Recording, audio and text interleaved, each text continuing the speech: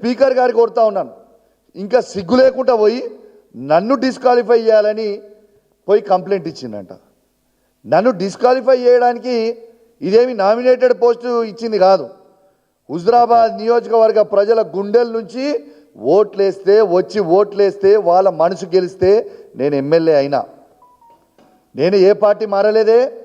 బాజాబ్తు కేసీఆర్ గారి బొమ్మ మీద గెలిచిన, బాజాబ్తు కేసీఆర్ గారితో అండగా నిల్చున్నా, బాజాబ్తు ప్రజల పక్షాన నిలబడి కొట్లాడుతూ ఉన్నాను. ఇలా జగిత్యాల సంజయ్ లాగా బ్రోకర్ గాన్ లాగా పైసలకి నేను అమ్ముడు పోలే. పైసలకి అమ్ముడు పోయినోనివి నువ్వు. ఇలా పైసలకి అమ్ముడు పోయినోడు మారిన 10 మంది బీఆర్ఎస్ పార్టీ ఎమ్మెల్యేలు గెలిచి మారి కాంగ్రెస్ పార్టీలో చేరినోడు పైసలకు అమ్ముడు పోయిన వాళ్ళు, మేము కాదు కదా.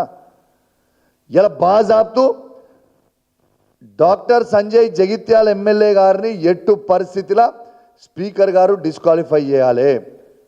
స్వయంగా అఫీషియల్ రివ్యూ మీటింగ్లో మీ ముగ్గురు మంత్రుల సమక్షంలో ఉత్తమ్ కుమార్ రెడ్డి గారు, శ్రీధర్ బాబు గారు, పొన్నం ప్రభాకర్ గారు, ఇతర కాంగ్రెస్ పార్టీ శాసనసభ్యులు ఉండగా బీఆర్ఎస్ పార్టీ శాసనసభ్యులు మొత్తము ఉమ్మడి కరీంనగర్ జిల్లాలో ఉన్న అధికారులు, ఎలక్ట్రానిక్ మీడియా, ప్రింట్ మీడియా సాక్షిగా నేను కాంగ్రెస్ పార్టీలో ఉన్నా అని చెప్పినాక మీరు ఎందుకు డిస్క్వాలిఫై చెయ్యరు అని నేను అడుగుతా ఉన్నాను.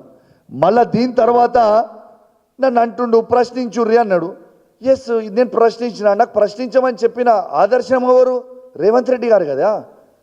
రేవంత్ రెడ్డి గారే చెప్పారు కదా, ఎవడైతే పార్టీ మారినో వాళ్ళని లేచి ప్రశ్నించాలి, వాళ్ళని రాళ్లతో కొట్టి చంపాలి అని చెప్పింది ఎవరు? ఇది రేవంత్ రెడ్డి గారు కాదా? ఒక్కసారి వినురి, అదొక్కసారి ప్లే చేయమ్మా. థర్డ్ వీడియో రేవంత్ రెడ్డి గారు. కాంగ్రెస్ పార్టీ బీ ఫామ్ మీద గెలిచి రాజీనామా చేయకుండా పార్టీ ఫిరాయించిన వాళ్ళను రాళ్లల్లో ఊర్లలోకి వస్తే రాళ్లతో కొట్టండి అని చెప్పి నేను కాంగ్రెస్ పార్టీ కార్యకర్తలకు విజ్ఞప్తి చేస్తున్నా. రేపు భవిష్యత్తులో ఎవరైనా పార్టీ ఫిరాయించి వాళ్ళను రాళ్లతో కొట్టించే బాధ్యత నేను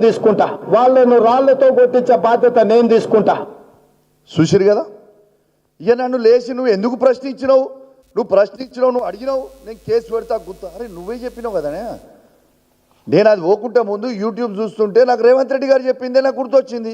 మరి నేను చేయలే కదా. రేవంత్ రెడ్డి గారు చెప్తేనే మా బీఫామ్ మీద గెలిచిన ఎమ్మెల్యేలని రాళ్లతో కొట్టమని చెప్తే ఇంకా నయ్యం నేను రాళ్లతో కొట్టలే, ఒకటి ప్రశ్నించిన.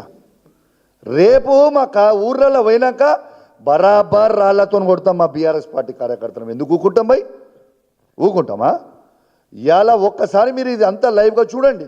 ఇవాళ దీంతో పాటు ఇవాళ డాక్టర్ సంజయ్ జగిత్యాల ఎమ్మెల్యే గారు గెలిచింది కేసీఆర్ గారి బొమ్మ మీద, కేసీఆర్ గారి బలంతో.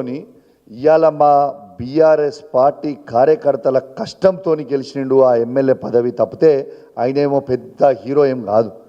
బరాబర్ అడుగుతాం, ఇది చెప్పింది రేవంత్ రెడ్డి గారు కదా అని నేను అడుగుతా ఉన్నాను.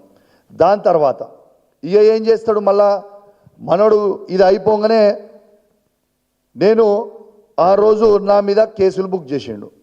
మరి ఒక్కసారి మీరు నా మీద కేసులు బుక్ చేసిందని మాట్లాడే కంటే ముందు 4th కాదమ్మా 5th వీడియో ఒక్కసారి ప్లే చేయి. ఒక్కసారి ఏ విధంగా రేవంత్ రెడ్డి గారు జూపల్లి కృష్ణారావు గారి దగ్గర మైక్ గుంజుకున్నాడో, డీకేఆర్ నా దగ్గర గుంజుకున్నాడో ఒకసారి చూడండి.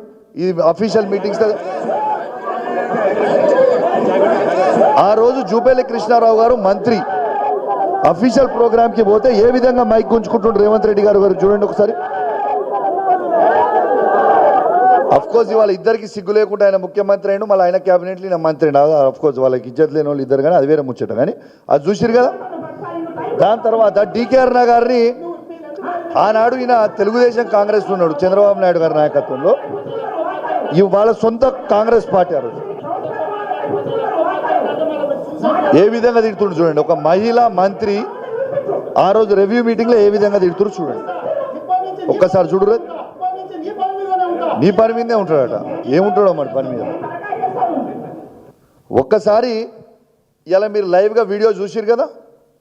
దాంట్లో ఆనాడు కాంగ్రెస్ పార్టీయే కదా ఇవాళ ఈయన ఏదైతే పార్టీలో ముఖ్యమంత్రి ఉన్నారో అదే కాంగ్రెస్ పార్టీలో ఉన్న డీకే అరుణ గారు ఆ రోజు మంత్రిగా ఉన్నప్పుడు నువ్వు నోటికొచ్చినట్టు మాట్లాడితే నీ మీద ఆ రోజు కాంగ్రెస్ ప్రభుత్వం, ఆ రోజున్న కాంగ్రెస్ ప్రభుత్వం నీ మీద కేసు పెట్టలేదే.